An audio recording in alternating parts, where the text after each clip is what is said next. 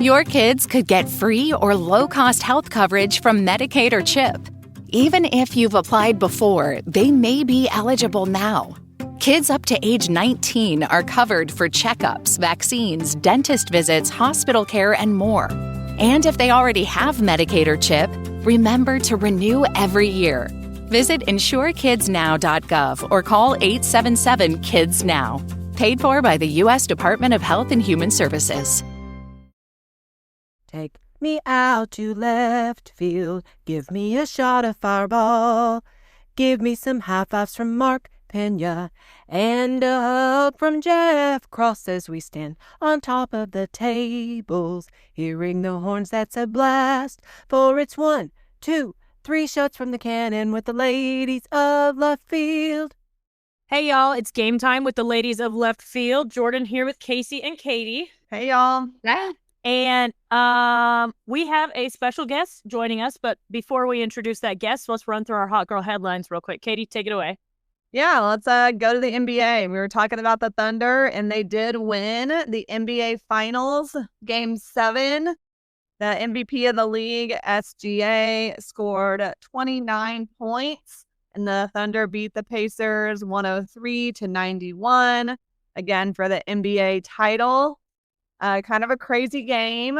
SGA joins Shaq as one of the only players to win the scoring title, the regular season MVP, and the finals MVP in the same season. So that hasn't been done since Shaq, like way back in the early 2000s. So that's kind of crazy. So go SGA. I'll say it was kind of a tough game to watch. Even somebody who was, kind of rooting for the Thunder, to watch Halliburton for the Pacers go down with a very apparent ruptured Achilles or torn Achilles.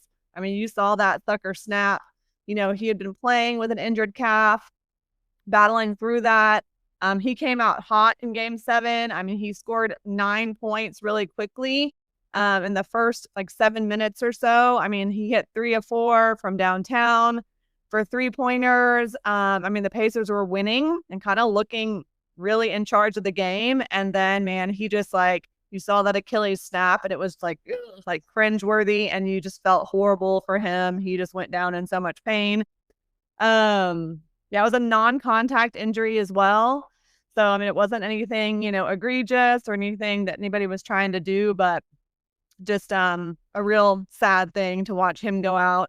And the Pacers really rallied together for the first while. I mean, they kept it super competitive for a while. And then, just not having, your major star or kind of your major player eventually caught up to them. And then the Thunder really took control in the second half.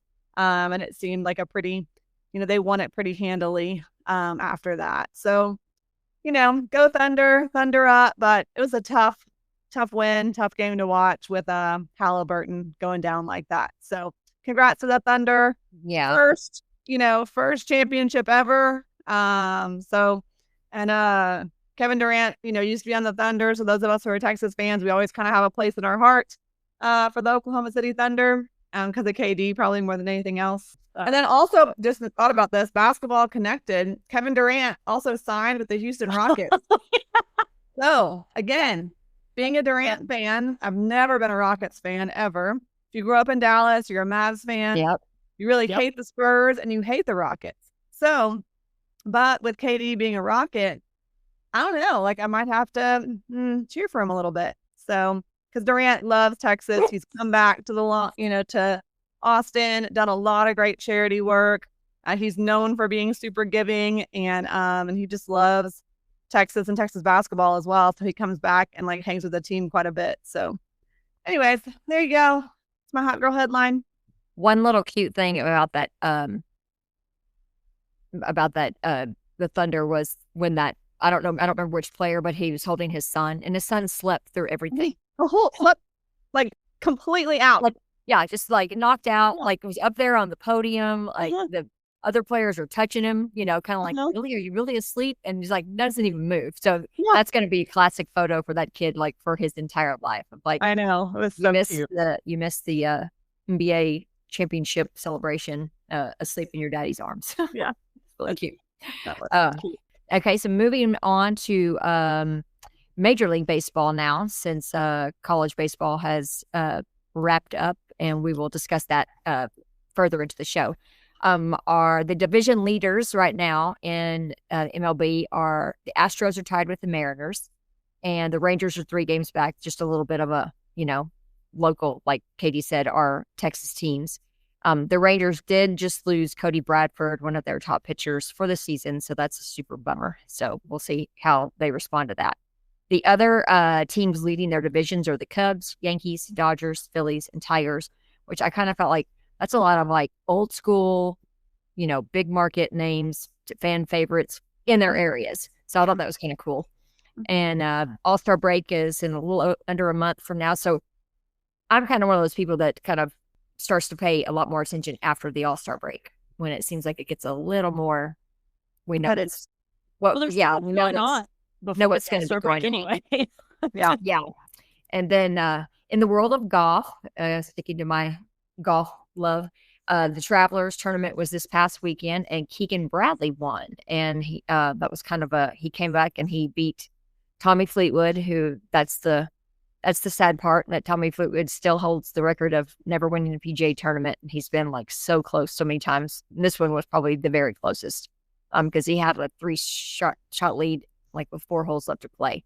But the other thing about Keegan Bradley now is he's the captain of the Ryder Cup coming up this fall. And now there's kind of some discussion on if he should maybe step down and let somebody else take over that, because he's legitimately in the top 10 of the players that would make the team automatically. And so it's like he's got a decision to make if he wants to play or captain. And I don't think that he should try to do both. I'm not sure that I don't know. I don't know enough about him, like as far as leadership skills to be playing in the tournament as well as captaining, because we need to look a lot better in the Ryder Cup than we have the past. Certainly last time we got our butts kicked. And so we definitely need an improvement there. And so anyway, that's your golf recap for the weekend. And before we get into Men's College World Series, I have some Texas baseball news for my Hot Girl headline. Obviously, transfer portal's open. A lot of things are happening. Texas landed a catcher from Notre Dame. His name's Carson Tenney. He's actually the highest ranked catcher in the portal. So that'll be good, because Rylan Galvan will most likely be drafted in the MLB draft coming up in July. The good news is that Tenney offensively actually has a little bit better numbers than Galvan, and Galvan's already incredibly explosive. So that'll be nice. Although Rylan played a couple more games, Tenney's got a higher average on-base percentage, slugging percentage, and 2 more home runs.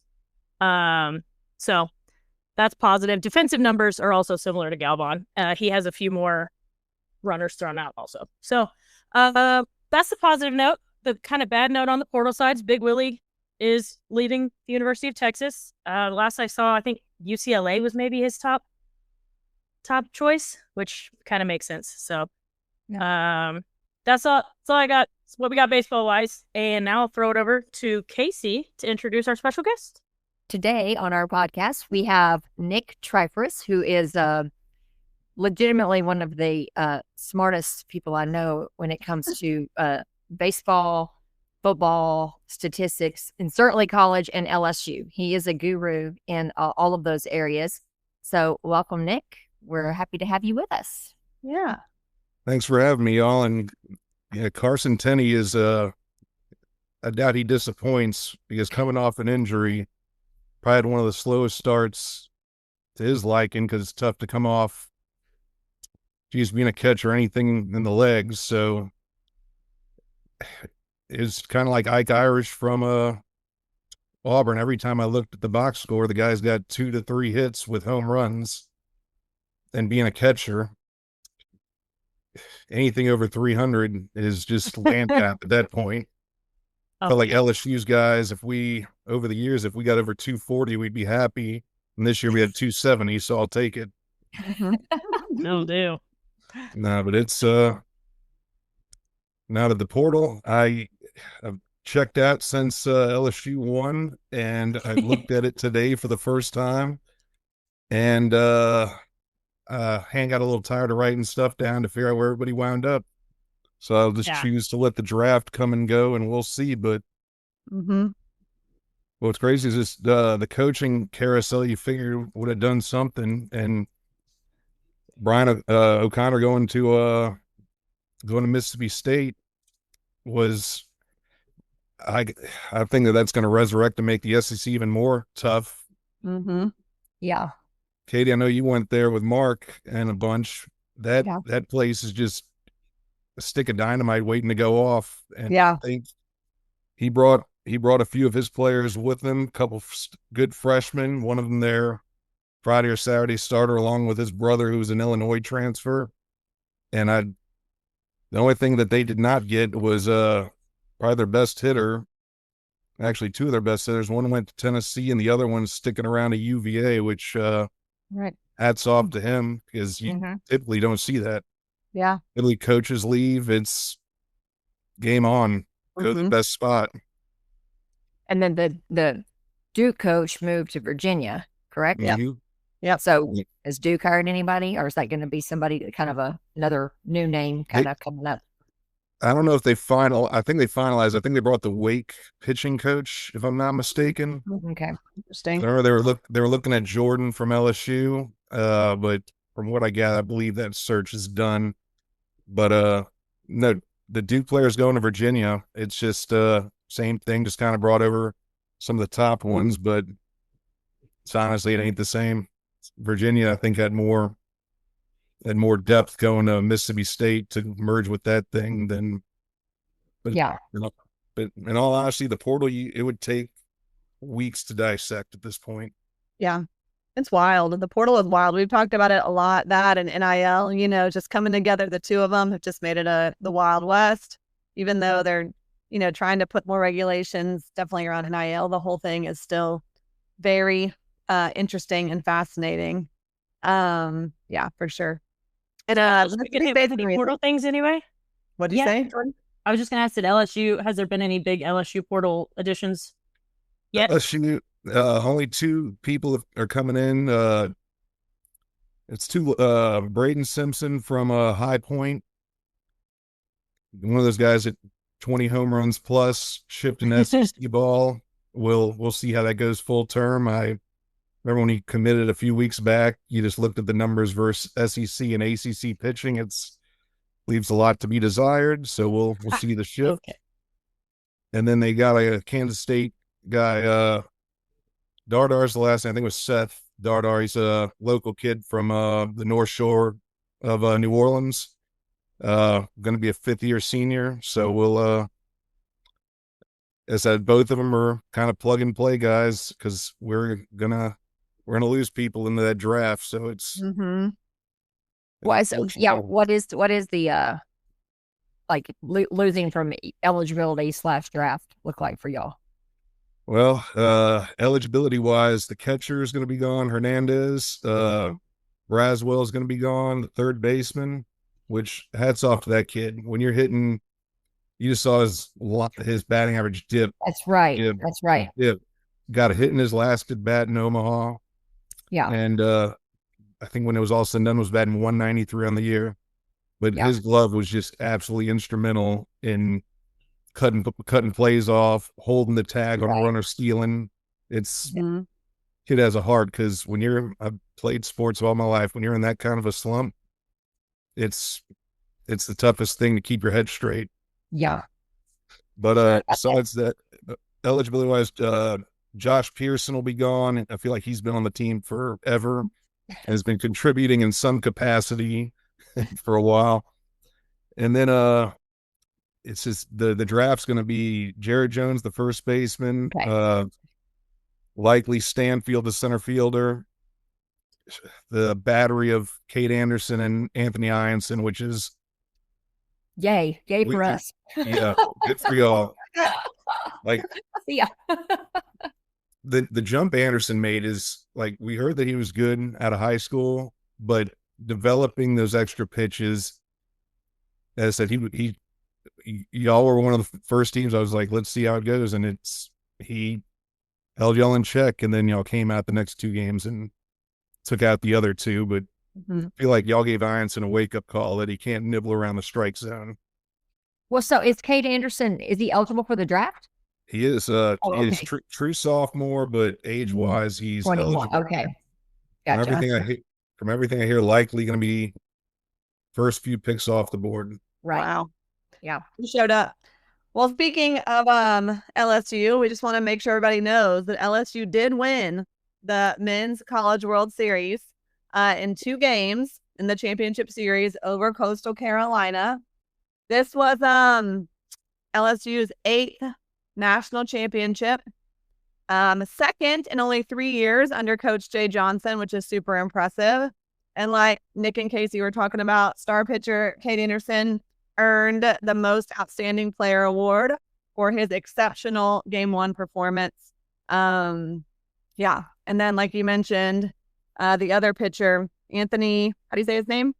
And Ianson. Also really, showed out in game 2. Just really showed out LSU's pitching and their depth. And so that was super awesome. And the cool thing was, like, Nick, we always joke, he was Kasey and Barnes fantasy football guru for a while.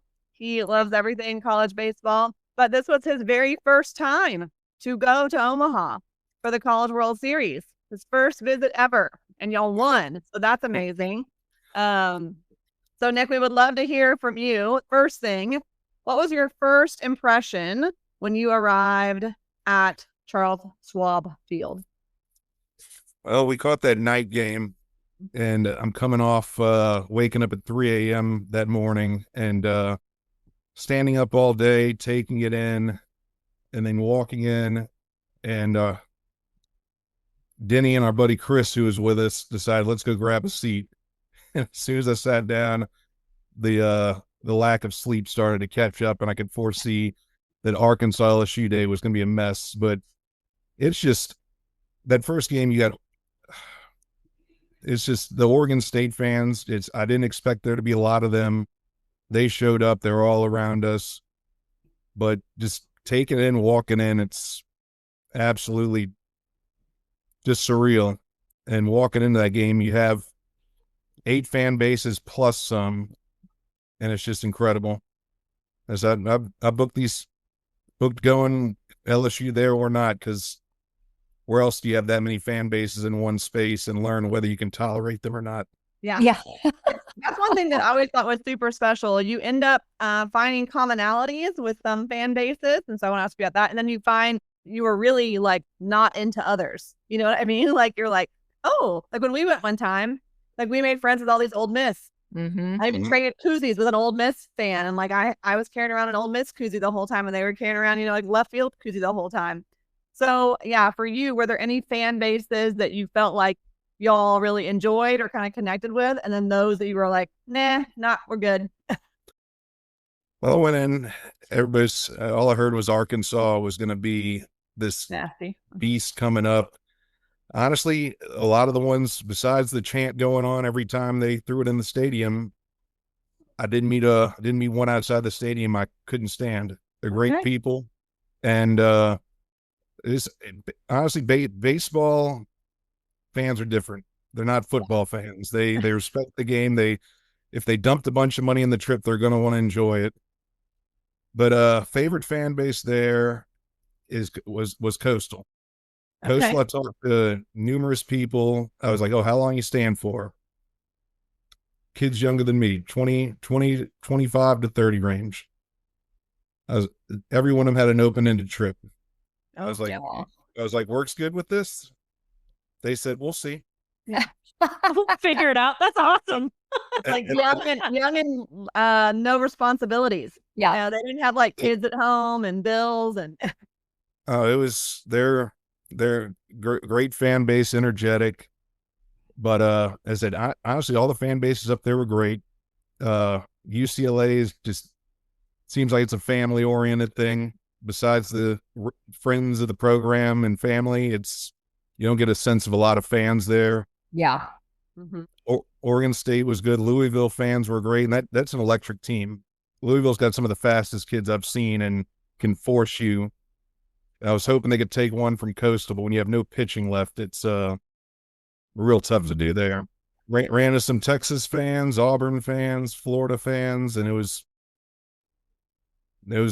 great all around.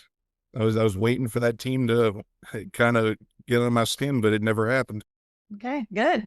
I love when they showing the fans in the stands, and you do see just the random school shirt, and I always am like, there's Longhorn, there's Longhorn, there's a Longhorn, like see our orange, sprinkled in there, just here and there. No matter what, there's always Longhorns there. There's always LSU people there, even when y'all aren't there. And there's always Nebraska fans because it's in Nebraska. I feel like you always see some red, and some big ends. So that's fun. Without a doubt, and you have Denny Morgan leading the way. He knows everybody in the town, whether he knew them before or just walks right up and starts talking. It's going to be an entertaining day. That's true. Except he has a little more important job than me, so wish he could have joined today too. But yeah, I think he's definitely in catch-up mode. He was going for 6 days, I guess. So he's he said there's no pawning off his work. Yeah. Okay, so Nick, when y'all were there, which games did y'all go to? You went to the Friday night game, and what else? Went Friday, Saturday night, Sunday night, pretty much anything that was not sitting in the sun for 4 to 5 straight hours. Okay. And I understand that you went to that night game, where and then it was the rain delay, and then you rebooked your flight, right? So you could go that next morning and finish the game. Is that what I understand? Yeah, a little liquid courage. 10:30, hitting the button. I'm like, yeah, I can't miss this game. And thankfully, my connection flight had already backed up a little bit. So I was like, what's the worst if I'm back later? Yeah. But it was well worth it. Yeah. I went and watched batting practice from the front row, and we never had to leave the seats. So it was nice to be there and watch them secure that 2-0 game. Yeah. In the driver's seat against Arkansas. That. So, Nick, what were the experiences outside of the stadium that you enjoyed the most in Omaha? Learning how much those bars rely on that event to thrive. Yeah. Whether it's the Jello shots at Rocco's, Lefties, it doesn't the Blatt, it doesn't matter. It's that town relies on those 10 to 12 days, depending on what's going on. And I honestly looked for other things. I was asking, I'm like, what else happens here? Take out regionally, this is the only national event that shows up in that town. Yeah. Right. And what were they all just jam-packed while you were there?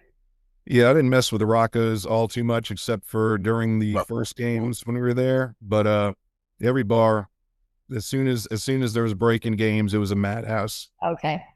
And that's when a lot of the interactions happen. But it's a beautiful town. I love it.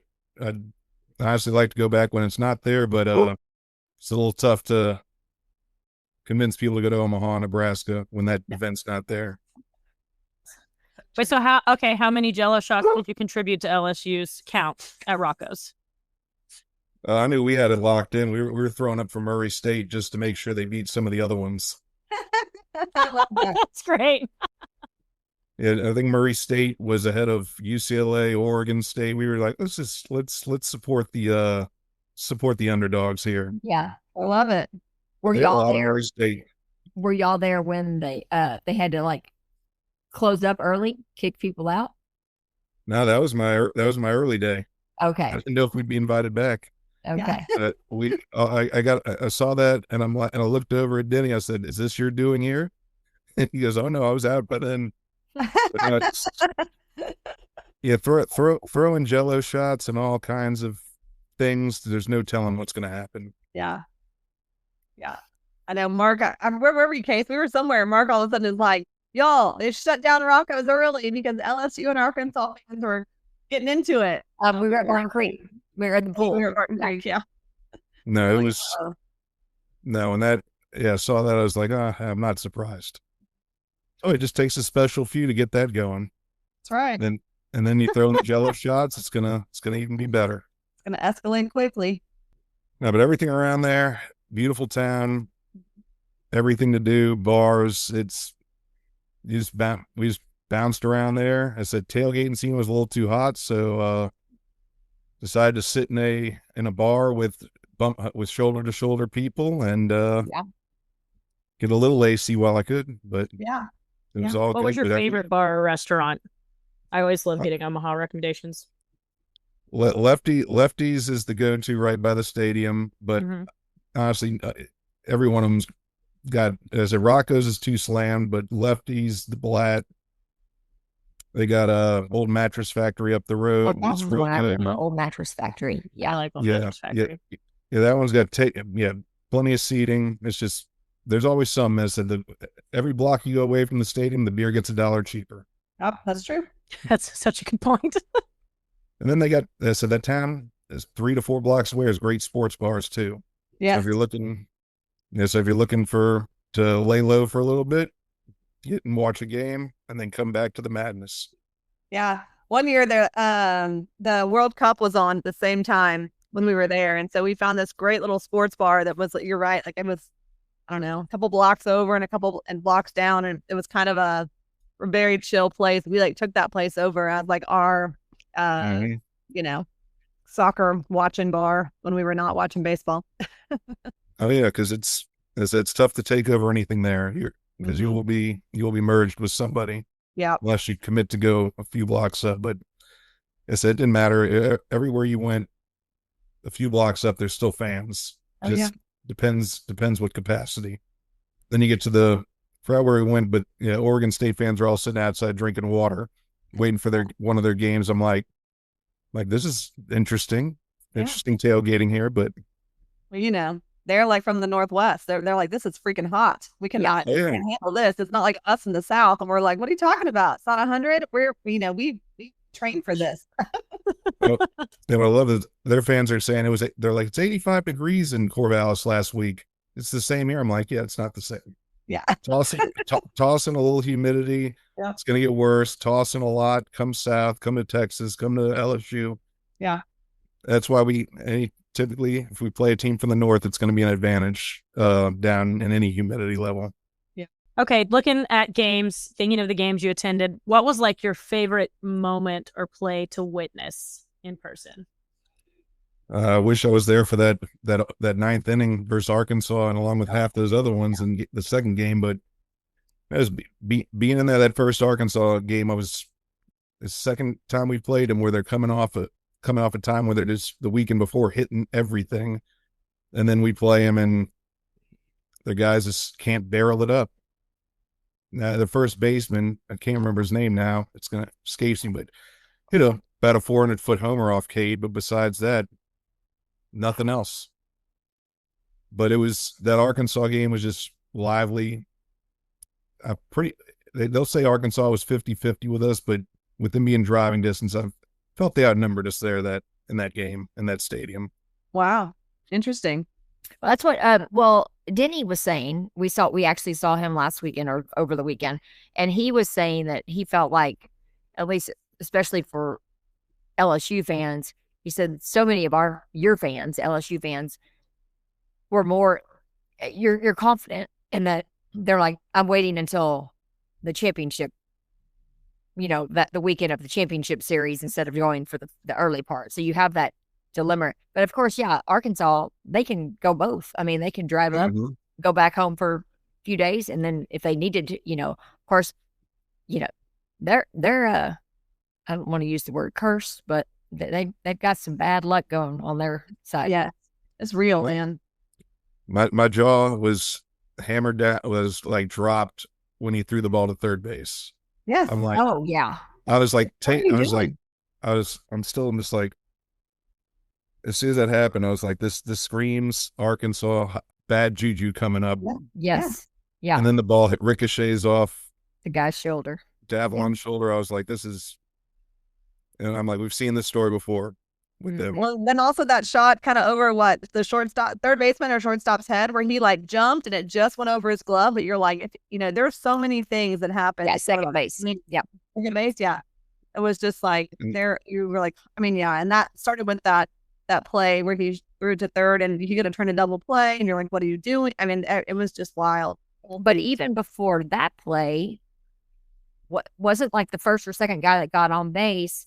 He hit it towards he hit it on the right side of the infield, and the first baseman made a play on grab the ball, and then the pitcher couldn't get there in time. Yeah. Whereas the second baseman was right behind the first base. It was like the second baseman should have gotten the ball. First baseman covered first. Then that guy would have been out. They weren't errors. They were just like lapses in judgment that then caused everything to. And then that poor guy in left field. I mean, I'm not saying I'm an Arkansas fan by any means, but I just feel really bad for that kid. He's a freshman, right? I mean, his players the other players rallied around that boy as he was just bawling his eyes out. You did feel horrible for him for just For Davalon had one of the best years I've seen with for a guy his size, that he barreled up some homers that I'm like, for that size, I'm like, I wish I could do that at my size. It's just not. He's smoking some 380 down the line, and it's just incredible bat speed. But that whole team on paper, every time I looked at that lineup, and then you look at the bullpen, it's just that team is stacked everywhere, and they look the part a lot of the year, and just I feel as I said, I know we beat them, but it's just that if I'm an Arkansas fan, I'm like, it feels like every year you look at their team and go, what could go wrong? Yeah, will go wrong, and it's just they definitely beat us. No, it's. I was like, y'all are so nice, feeling sad except for the one guy crying. I was like, you know what? Well, I just tend to really like LSU fans better than Arkansas fans anyway. So that's true. I'm definitely in that. Yeah. So Nick, be honest. Do you think the Coastal coach should have been tossed in that second game of the championship series? I said, he said something, but clearly there was a lack of communication between the parties involved. And I don't think you can eject, like, first base coach, eject him all you want. Yep. The coach, I don't think you can't. You got to give him a little leeway in that case. And then when the ump falls down, and he throws up another 2-game suspension on top of it. I'm like, you tripped on between your feet and the other ump. Yeah. But in a championship series, you can't do that. You gotta come face to face, figure it out. But it's just some of the umpiring there were some timing things going on throughout the series. They were just odd as far as lengthy delays for random reasons where they just didn't. But that was the cap right there. Was you can't. I'm like, how do you feel if your coach is thrown out there? I'm like, when somebody's said when he throws up the 3 fingers, I'm like, that zone was all over the place in that game. Versus the game before where you had the 2, Caden and their guy, Fluky? I forget it. I've already lost track. I blacked out that game. but both of them are nibbling the zone all game, can't get a strike called, and both of them, it's a 1-0 game. Yeah, that game was a great game. That was a pitcher's duel for sure. Because typically when you have a zone that small, you're never going to get a game like that. And that's why hats off to those 2 guys. And but the big thing with Coastal, and I feel like I always come back to, I'm like, that pitching staff is better than a bunch of the SECs from as far as I'm like, Fluky comes out in that game 1, they go, oh, he throws 95 miles an hour. He's throwing 98 half the game. And it's just, when you have some coming out that fast, anything breaking balls, you're going to look silly. Yeah. All right. So you already talked about some players. Are there any players besides the ones you already mentioned who you were just like really impressed by when you saw them up close? You kind of didn't expect it, and you were like, "Damn, like they are great." Milam at LSU, shortstop, is just not a big guy, but he was struggling about 3/4 of the way through the year, and then just absolutely flipped the switch.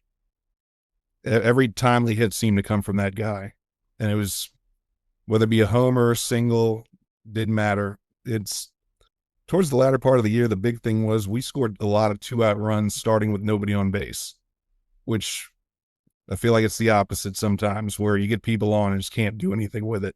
Mm-hmm. But I feel like at the end of the year, everything involved that guy. And he went from batting sixth in the lineup up to third because we had to get him extra at bats. Because some people, like Bear Jones, will go 0 for 5 with 5 Ks or 4 Ks and a double play. And then the next game shows up. You just got to plug and play. Jake Brown was clutch. But Dickinson, the second baseman, apparently had a broken hand for a couple weeks.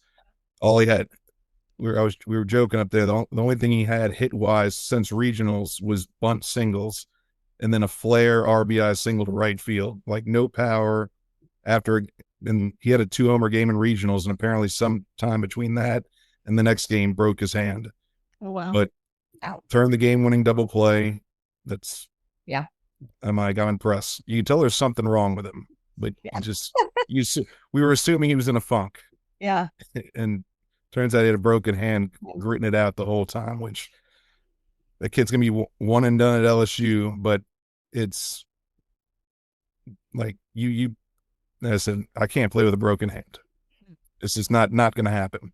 Yeah. And so anytime I hear somebody does that, it's just incredible to hear that you pushed through to the end and the coach had faith to keep him in behind that whole time. But the other big thing was Chase Shores was who impressed me the most on LSU. Third-year player, came in doing well. His freshman year, gets hurt, doesn't pitch last year, struggles through the first part of the year, gets moved to the bullpen where apparently they told him go uncork 100-mile-an-hour fastballs over and over again. We don't care how long you last. Just that's all you do. And he throws that in a 90-mile-an-hour slider and doesn't get a lot of strikeouts, but nobody was barreling up anything just because of having 2 pitches. And now the kid's going to go just intangibles, 100-mile-an-hour fastball. Somebody's going to figure out. I'd love to have him back, but he's a sophomore. He could come back, but it's just he's not. And then another kid that came out and did good was Jacob Myers. I think he only pitched 1 inning in Omaha, but he comes out and another guy throwing 98 to 100 with walk problems, but figured it out the last month of the year and went and probably going to get drafted as well. And the guy's probably the funniest stat line I've saw this year. I think in 17 innings, he allowed 3 hits all year. Wow. Unfortunately, he walked almost 20. Wow. I wish I had the stat in front of me, but it was just a comedy. It got better as the year went on, but it was just he was a Friday starter at a small school in Louisiana last year, averaging 7 walks a game. Oh my. And he came here and it was just, but he came in clutch in the regionals, supers, and he got a spot on the field, and I wish he'd be back, but see how he'd be as a starter. But I think that's another one. Just you can't teach 100 miles an hour. Yeah. They'll figure it out at the next level. Yeah. What do you think is the biggest thing you're going to remember from that your first trip to Omaha to CWS? First trip, just taking landing that plane and driving by that stadium for the first time, just to see the crowds walking around. Yeah, taking in all the crowds, going all day, every day. Thankfully, I'm not 20 anymore where I go to 2 in the morning, but 11 o'clock cutoff and go from there. Good for you. But it's taking it in, and we'll always, probably every couple of years, just throw it on the books and got to make it back up there. I know once you go, you definitely get it into you, and you're like, oh, I got to go back. This is something that is very special. Once you go, you kind of realize it. So kind of going on that, it was like, it sounds like, yes, you would definitely go back and, I'm going to assume, how did this shape your appreciation for college baseball as a whole, this trip? You learn more and more about, like, so I met so many people for the first time, but it's just, you feel like it's people you're going to run into again up there, and you learn the pain of some fan bases with the Arkansas. You learn that you have Auburn fans that will travel to every game. It doesn't matter what happens. You got Texas fans that are going to travel. At that point, it feels like it's a fraternity of folk that just are going to show up. Doesn't matter, male, female. feel like it's more older sometimes, but I feel like you have people that are going every year regardless, and it's an incredible atmosphere of people that just, you don't get the vibe they're ever going to stop until they're told not to. True. Whether Did you get any souvenirs? Did you get any souvenirs or any? Did you bring back any CWS stuff? I got my CWS commemorative cup. I got it the last day there because I was like, I'm not missing any flights. I'm gonna get my Diet Coke and a bunch of waters in the heat, and live it up in the front row. But Love it. but no, I'm not a hat guy. I said, would have gotten a shirt, but I'm like, the cup. I always use the cups. That's my go-to 32-ounce cup at the house. I'm gonna try not to make it all discolored in a year. Keep it going. I like it. I always my tradition was to always buy a baseball cap of not our team, not a CWS, but it had the CWS patch on it. You know what I mean? But it was always of another team. So like, I have an Anteaters hat from like Irvine. I had a UCLA hat. I mean, so every year that was kind of my tradition. I was like, I just want something that, is another team's. And I always loved that it had the CWS patch on the side for another school. So, and then we had another friend who would love to shot glass, and he always would get like a, commemorative shot glass for his trips to Omaha. So it's fun. Oh yeah, no, because I said those Murray State hats were flying off because the number of hats versus the perceived Murray State fan did not add up when I was around. Yeah, there you go. Get some deals on some and especially if they go like 0-2 or they're out kind of quickly, the hats are going for cheaper and cheaper. So. Oh yeah, and it's that team story is just an incredible. And I know Mark talked about him, like 800 fan stadium, coaches out there cutting grass.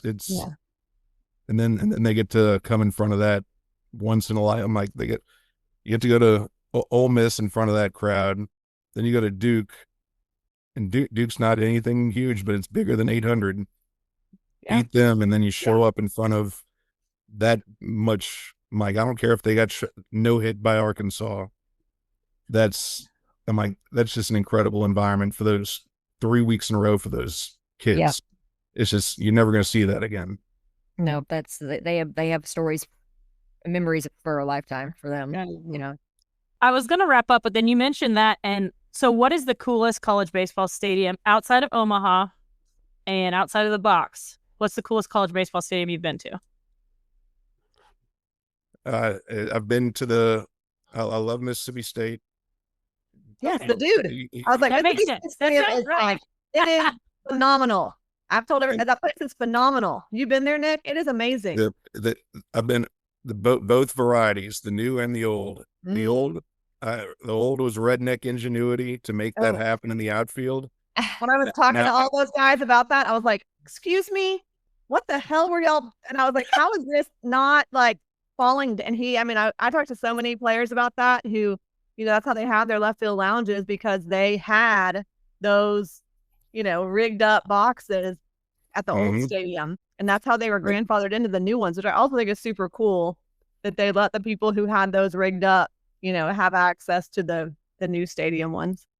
No, and it's not a great football town at all. No. But for baseball, it's absolutely incredible. As I said, the old and new, as it's getting a little corporate with that left field area, but it's you gotta have the facilities. Yeah. No. But besides that, that's a big one. As that some people are getting by.